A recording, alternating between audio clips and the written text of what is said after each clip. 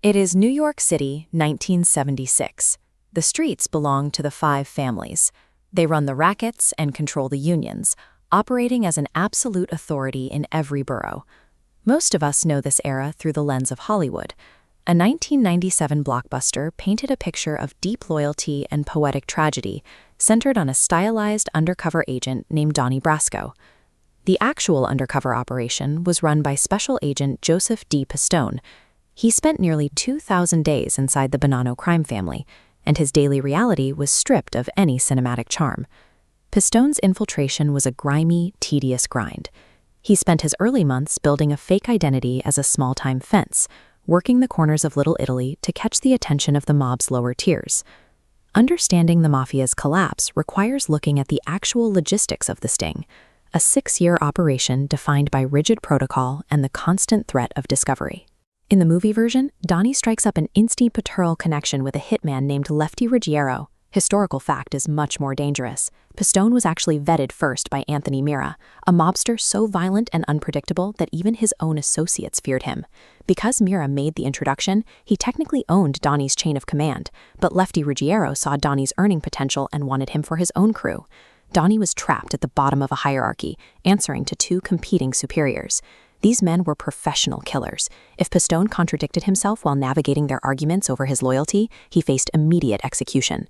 Survival relied on playing these two men against their own greed. Pistone had to convince both Mirra and Lefty that he was their personal ticket to a bigger payday. This chart shows the mafia's rigid internal structure, outlining the boxes a man had to inhabit to become a friend of ours.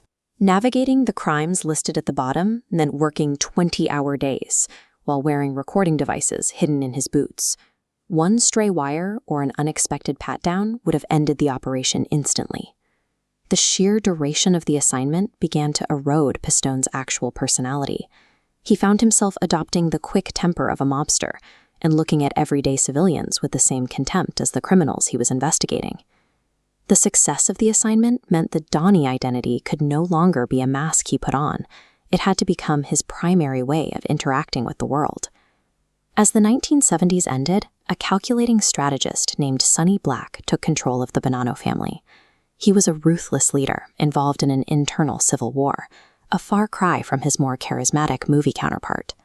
This conflict peaked with a violent purge of 3 rival captains, leaving Sonny Black as the dominant power. After that purge, Sonny Black handed Donnie a contract to carry out a hit. Pistone was no longer just an observer, he was now being ordered to commit murder. The FBI faced an operational crisis. To prevent their agent from becoming a killer, they had to pull him out immediately. The end of the sting wasn't a cinematic climax. It was a desperate rescue mission from a criminal ecosystem that was rapidly self-destructing. In the film, Lefty Ruggiero walks off to his death. In reality, Sonny Black was the one who paid the ultimate price for trusting the agent. When authorities found Sonny Black's body, his hands had been cut off. It was the mafia's direct message to anyone who shakes hands with a rat. Lefty Ruggiero was intercepted by the FBI before the mob could retaliate. He went to prison and died of cancer in 1994, refusing to cooperate with the government or betray the man who had deceived him. Pistone's testimony resulted in over 200 indictments. This proved that even the most insular mob families were vulnerable to a systematic, internal investigation. Joseph Pistone still lives under an assumed name today.